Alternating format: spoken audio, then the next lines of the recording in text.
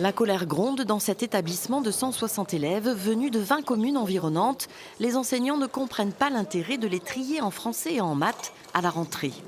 Dans le groupe des élèves, on va dire, qui se débrouillent ou qui se débrouillent bien, ils vont être 30 au lieu d'être 22 par classe.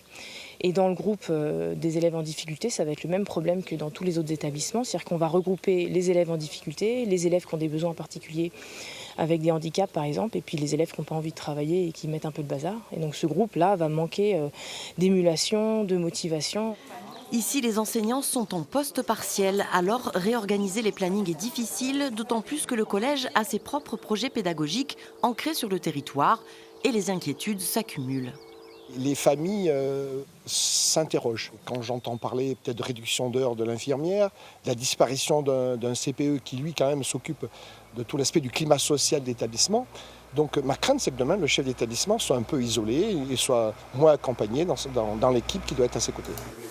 Côté syndical, créer des groupes sans moyens humains et financiers supplémentaires n'est pas envisageable.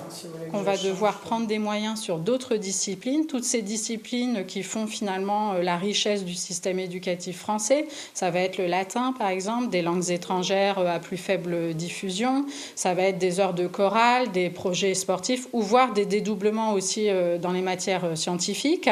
Et donc on va grignoter sur ces moyens-là et c'est là qu'est l'inquiétude. En fait, on va prendre sur ces moyens pour pouvoir financer une réforme qui n'est pas financée. Joint par téléphone, un représentant des directeurs d'établissement reconnaît un besoin d'actualiser l'enseignement, mais regrette que la réforme se fasse à marche forcée. L'inspection académique de Haute-Loire n'a pas répondu à notre demande d'interview.